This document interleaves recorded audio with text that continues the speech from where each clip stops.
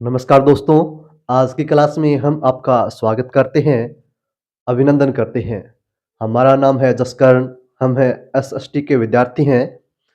जैसा कि दोस्तों आप सब जानते हैं, ज्ञान अनंत है, तो ज्ञान की इस अनंत यात्रा का यह लघु पड़ाव, यह लघु यात्रा यूट्यूब के माध्यम से हमारे द्वारा शुरू की गई है।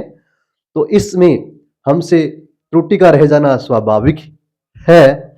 इस हेतु हम विद्वत्तजनों व सम्मानित पाठकों, दोस्तों से क्षमा याचना चाहते हैं।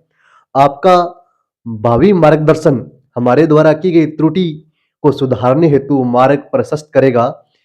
इसलिए आप कमेंट के माध्यम से हमारे द्वारा की गई त्रुटियों को अवगत कराते रहें, जिसे हम समय समय पर सुधारते रहेंगे। तो दोस्तों, आज की क्लास में अपने पढ़ने वाले हैं सारंगपुर का युद्ध। सारंगपुर का युद्ध, सारंगपुर का युद्ध। दोस्तों, मैं आपको बता दूं कि आज की जो क्लास है ये महाराणा कुंभा के इतिहास का पार्ट दूसरा है। महाराणा कुंभा का कार्यकाल 1433 ईस्वी से 1468 ईस्वी रहा है। 1468 ईस्वी, 1433 ईस्वी से 1468 ईस्वी रहा है। तो महाराणा कुंभा के इतिहास का ये दूसरा पार्ट है, उनकी क्लास का यह दूसरा पार्ट है, जिसमें अपने पढ़ रहे हैं सारंगपुर का युद्ध। सारंगपुर का युद्ध 1437 ईस्वी में हुआ था। अपने को सबसे पहले ये ध्यान रखना है। तो सारंगपुर के युद्ध में मालवा का शासक महमूद खिलजी प्रथम, महमूद खिलजी प्रथम व महाराणा कुंभा के मध्य हुआ। महाराणा कुंभा के मध्य हुआ। सारंगपुर का जो युद्ध है 1437 ईस्वी में लड़ा गया। 1437 ईस्वी में मालवा का शासक महमूद खिलजी प्रथम व महाराणा कुंभा के मध्य यह युद्ध हुआ। इस युद्ध में महाराणा कुंभा विजयी रहते हैं और महमूद खिलजी प्रथम को बंदी बना लेते हैं। इस युद्ध के विजय के उपलक्ष्य में ही महाराणा कुंभा द्वारा चित्तौड़ में कीर्ति स्तंभ बनवाया जाता है, जिसे पहले विजय स्तंभ के नाम से जाना जाता था। अभी वर्तमान में उसे कीर्ति स्तंभ के नाम से जाना जाता है। यह विजय स्तंभ 9 मंजिला है।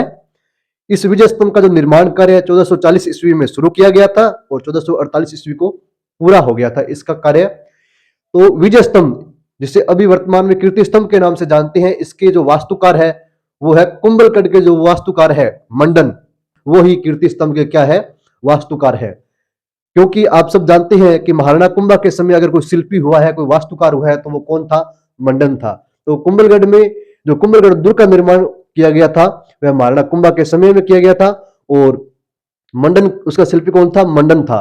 तो कीर्ति स्तंभ का भी वास्तुकार कौन होगा? मंडन ही होगा। ये बात आप ध्यान रखें यहां पर। तो अभी अपने देखते हैं विजय स्तंभ के बारे में। जैसा कि अपनों अभी पढ़ा, तो उसे भी अपने नोट भी कर लेते हैं। तो विजय स्तंभ जो है, विजय स्तंभ, जिसे अभी वर्तमान में कीर्ति स्तंभ के नाम से भी जाना जाता है, कीर्ति स्तंभ के नाम से। विजय स्तंभ जो है वो 9 मंजिला है। कितना मंजिला है? 9 मंजिला। ये ध्यान रखें। इसका जो निर्माण है वो सारंगपुर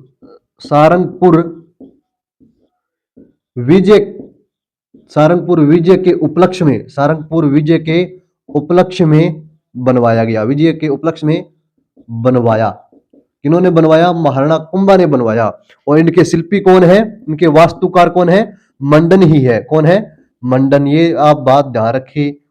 लेकिन इनके कारीगर कौन है? इनके कारीगर है जेता व इनके 3 पुत्र हुए हैं, नाप्पा, पोम्मा व पुंजा। ये कौन है? कारीगर है। शिल्पी कौन है? मंडन है। कारीगर कौन है? जेता व इनके 3 पुत्र है, नाप्पा, पोम्मा व पुंजा। ये क्या है? विजय स्तंभ के कारीगर है। इसके बाद अपने देखें तो जो विजय स्तंभ है इसका निर्माण कार्य शुरू किया गया था 1440 ईस्वी को और 1448 ईस्वी को इसका जो निर्माण कार्य है वो पूरा हो गया था। ये भी नोट करें। 1440 ईस्वी से 1448 ईस्वी के मध्य इसका निर्माण हुआ है। ईस्वी के मध्य निर्माण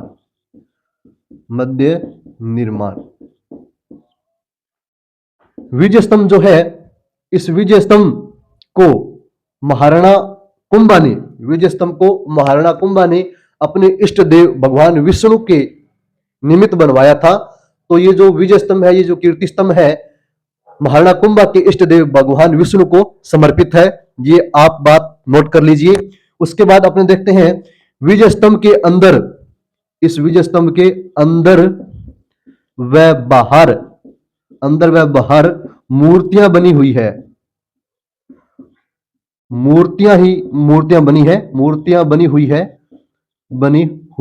है। अंदर और बाहर मूर्तियां बनी है, जिसके कारण इसको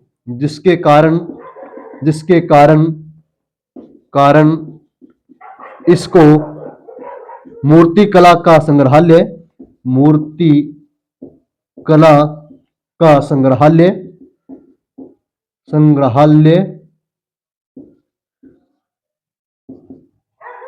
व मूर्ति कला का विश्व कोश कहते हैं।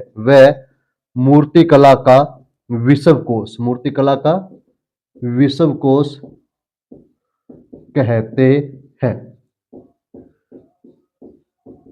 दोस्तों, जो विजय स्तंभ है, इस विजय स्तंभ के अंदर और बाहर मूर्तियां बनी है, जिसके कारण इस विजय स्तंभ को यानी कीर्ति स्तंभ को मूर्ति कला का संग्रहालय कहते हैं और मूर्ति कला का विश्व कोश कहते हैं। तो ये विजय स्तंभ कीर्ति स्तंभ से संबंधित कुछ महत्वपूर्ण जानकारी थी जो अपनों ने अभी इसको जाना।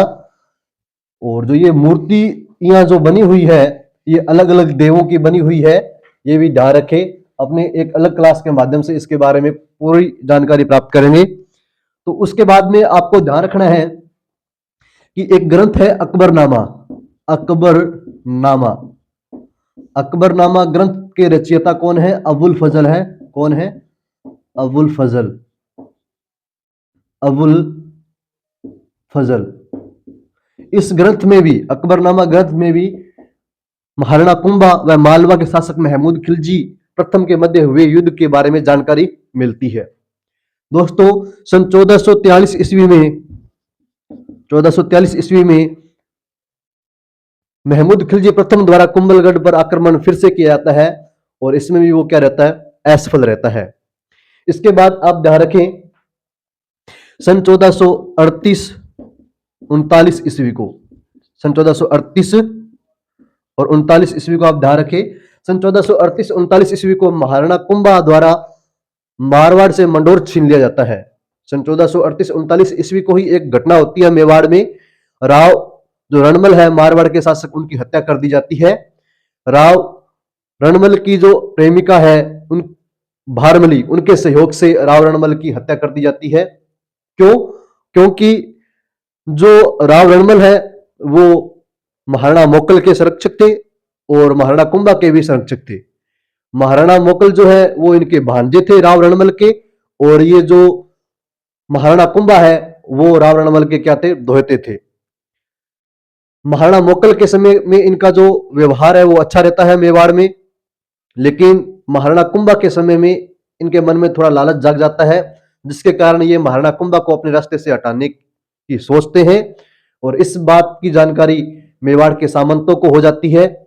तो मेवाड़ के सामंत और मेवाड़ के जो महाराणा है वो मिलकर भारमली के सहयोग से राव रणमल की हत्या करवा देते हैं। इसके साथ ही राव रणमल द्वारा जो लाए गए सगे संबंधी थे मेवाड़ में, उनको भी ये सामंत, मेवाड़ के सामंत मारना चाहते हैं, लेकिन उनको जानकारी मिलने से वो मेवाड़ से भाग जाते हैं, मंडोर जाते हैं। मंडोर तक इनका पीछा किया जाता है, तो फिर वो मंडोर से भी आगे जंगलों में चले जाते हैं, जिनमें राव रणमल का पुत्र राव जोधा भी था।